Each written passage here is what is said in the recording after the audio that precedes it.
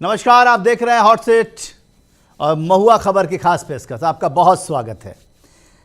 आज हम फिर एक ऐसी शख्सियत को आपसे मिलवाने जा रहे हैं जो बहुत सारे फील्ड में, बहुत सारे कह सकते हैं आप कि बहुत सारी जगहों पे उन्होंने बहुत सारी काम किए हैं, बहुत सारा सम्मान कमाया है, बहुत नाम कमाया है। आज उनसे हम जुड़ने जा रहे हैं, उनसे हम तमाम बातें करने जा रहे हैं और जानने जा रहे हैं कि आखिर वो करने क्या वाले हैं। जी हाँ, हम बात कर रहे हैं आईयुवा के फाउंडर एडवोकेट रुद्र प्रताप सिंह से। आपका बहुत बहुत स्वागत है रुद्र जी। आपका जी नमस्कार। नमस्कार, कैसे हैं आप? मैं बहुत बढ़िया, आप बताएं। बहुत मेहनत कर रहे हैं आप, लगातार दिन रात एक किए हुए हैं। बहुत सारी जगहों पे आप अपनी बात कहना चाहते हैं, आप अपनी बात को सरकार तक पहुंचाना चाहते हैं, सरकार को बताना चाहते हैं और ऐसे मसले पे आप लगातार आगे बढ़ रहे हैं, लगातार कोशिशें कर रहे हैं जो मसला कहीं ना कहीं से देश के भविष्य से जुड़ा हुआ है। लेकिन वजह क्या है कि आप तमाम कोशिशों के बावजूद वो सफलता हाथ नहीं लग पा रही है आपकी, या ये कह लें कि वहां तक बात क्यों नहीं पहुंच पा रही है जहां पहुंचाना चाह रहे हैं? देखिए आसिफ जी, सवाल ये नहीं है कि जहां तक हम बात पहुंचाना चाहते हैं वहां तक बात पहुंच नहीं रही। उससे बड़ी बात यह है कि वो लोग सुनना नहीं चाहते, क्योंकि अगर वो सुनना चाहते तो मुझे कहने की आवश्यकता ही नहीं पड़ी, क्योंकि जिस मुद्दे पर मैं काम कर रहा हूँ परिसीमन, ये मेरी आवश्यकता नहीं है। ये मुद्दा ऐसा नहीं है कि जिसके लिए मुझे आपको आवाज उठाने की जरूरत पड़ती। ये वो मुद्दा है जो स्वतः होना चाहिए था और पिछले 50 सालों से लगातार होना चाहिए था। तो जो लोग इसको नहीं करना चाहते हैं वो हमारी आवाज क्यों सुनेंगे? क्योंकि उनमें तो उसमें तो उनका व्यक्तिगत तो उसमें फायदा है, इसी के आधार पर तो उसको बंद करके बैठे हुए हैं और जमे हुए हैं सत्ता में।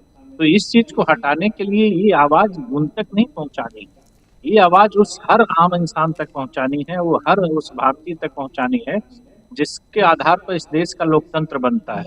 और ये सवाल जब वो पूछेगा, जब वो सवाल वो उठाएगा, तब वो आवाज बाहर निकल कर आएगी। क्योंकि लोकतंत्र किसी व्यक्ति से नहीं बनता है, या किसी राजनीतिक दल से नहीं बनता है, या कोई पार्टी से नहीं बनता है। तो ये ऐसा नहीं है कि अगर वो नहीं सुन रहे हैं तो वो चीजें नहीं हो पाएंगी।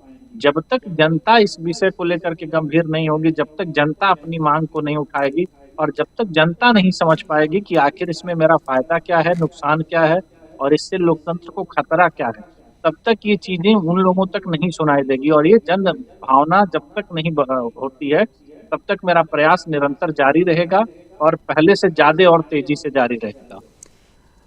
बिल्कुल ठीक कह रहे हैं आप, लेकिन एक बात समझाइए कि आखिर डीलिमिटेशन की ज़रूरत क्यों है? क्यों आप ये कह रहे हैं कि ये देश की सबसे बड़ी ज़रूरत है? देखिए, देश की ज़रूरतें जो है वो तो सरकार पूरा कर रही है। सरकार को लगता है कि देश की तमाम ज़रूरतों को पूरा कर रही है। वो मानती है कि 1 नेशन 1 इलेक्शन होना चाहिए। सरकार ये कहती है CA NRC आना चाहिए। सरकार ये कहती है कि मनरेगा को बदल के जी राम जी कर देना चाहिए। तो सरकार तो ये कहती है, केंद्र की सरकार ये कहती है कि जो हम कर रहे हैं वो सबसे बेहतर कर रहे हैं, देश की तमाम नब्ज को हमने टटोल रखा है और जो उनको ज़रूरतें हैं लोगों को वो हम पूरा कर रहे हैं। फिर आपकी जो डिमांड है वो तो मतलब अनएथिकल हो जाती है, वो कोई ज़रूरत ही नहीं है, वो सरकार को नहीं लगता कि वो ज़रूरत है। नहीं आसिफ जी, सरकार होती कौन है ये कहने वाली कि परिसीमन हो या ना हो? सरकार के अधिकार क्षेत्र में ही नहीं आता है, ये तो संवैधानिक चीज है। और सरकार कैसे बनती है यही तो परिसीमन तय करता है। अगर देश में परिसीमन नहीं हो, जनप्रतिनिधि नहीं हो, तो ये बातें मत कहिए कि ये सरकार औरों की सरकार में और इस सरकार में बड़ा फर्क है। ये बात आप बेहतर जानते हैं, आप तो मतलब प्राइमरी आपको सारी चीजें पता है, तो ये मत कहिए कि ये सरकार कौन होती है, बल्कि ये तो ये कहिए कि यही सरकार वो होती है जो तमाम चीजें निर्णय तय करती है। नहीं आसिफ जी, मैं यही कह रहा हूँ, सरकार कुछ नहीं होती है, क्योंकि परिसीमन की जो व्यवस्था है वो संविधान में है। इस देश की सरकार ही उसी तरीके से बनती है। भाई अगर जनप्रतिनिधि नहीं होंगे, चुनाव ना हो, प्रधानमंत्री न बने, तो सरकार किस बात की होती है? यही तो प्रक्रिया है परिसीमन की, कि भाई जनप्रतिनिधियों की संख्या क्या होगी इसका निर्धारण करने का अधिकार परिसीमन आयोग को है और उसी के आधार पर भाई देश की सरकार चुनी जाती है। तो अगर देश की सरकार चुनने की प्रक्रिया ही नहीं रहेगी तो सरकार कौन होती है इस चीज को करने वाली? हाँ, ये अलग बात है कि आप खुद ही बता दीजिए भारत में कितने आयोग हैं और कितने आयोग बड़े बहुत ही सफसल मतलब आप कह सकते हैं कि पूरी सफलता के साथ अपने टेनर पूरा करते हैं। मैं आपको एक आयोग की जानकारी तो मैं अभी दे दूं आपको कि इस वक्त जब सबसे बड़ी ज़रूरत होती है हज कमेटी की, एक बड़ा आयोग माना जाता है, जो मैं आपको बता दूं कि आप सुन के हैरत में होंगे कि लगातार 5 सालों से हज कमेटी में कोई चेयरमैन नहीं है, सेंट्रल हज कमेटी में। और इस तरह के मैं कम से कम मेरे पास फहरिस्त पड़ी हुई है कि कई सारे आयोग हैं जो अभी तक गठित भी नहीं हैं, और गठित हुए हैं तो जहां सिर्फ अध्यक्ष हैं, बाकी कोई मेंबर नहीं है। तो आयोग की बात कहां कर रहे हैं आप? नहीं नहीं, देखिए, जो और आयोग की बात आप कर रही हैं और परिसीमन आयोग, दोनों में बहुत अंतर है। मैं आपकी जानकारी के लिए बता रहा हूँ कि परिसीमन आयोग इस देश का ऐसा आयोग है कि केवल वही एक ऐसी संस्था है कि जिसको आप कोर्ट में भी चैलेंज नहीं कर सकते हैं। उसको इतनी पावर संविधान में दी गई है कि क्योंकि वो तय करता है कि जनप्रतिनिधि कितने होंगे और उनका क्षेत्र क्या होगा। तो ये और आयोगों से अलग है। और जो जो बात आप सवाल उठा रहे हैं वो उससे रिलेट ही करता है कि जब परिसीमन नहीं होगा, जनप्रतिनिधियों की संख्या नहीं बढ़ेगी, तो जो लोग सत्ता में होंगे वो निरंकुश हो जाएंगे। आज एक बात बताइए कि जैसे आपने बताया कि 5 साल से उसमें अध्यक्ष नहीं है, तो कोई आवाज नहीं उठाने वाला, क्योंकि एक सीमित संसाधन में एक सीमित व्यक्ति सारी चीजों पर निर्णय लेने लगा।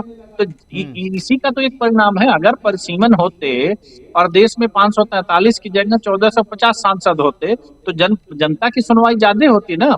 आप एक बार बताइए, 4100 की जगह अगर 10,500 विधायक होते तो किसकी सुनवाई ज्यादा होती? जनता की सुनवाई होती।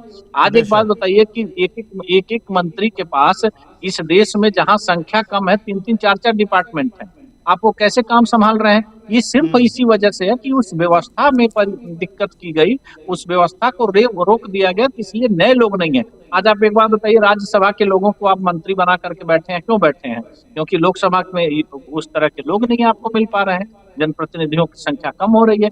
तो सवाल यही उठता है कि कोई भी सरकार हो, सरकार को तय करने की प्रक्रिया को ही तो परिसीमित कर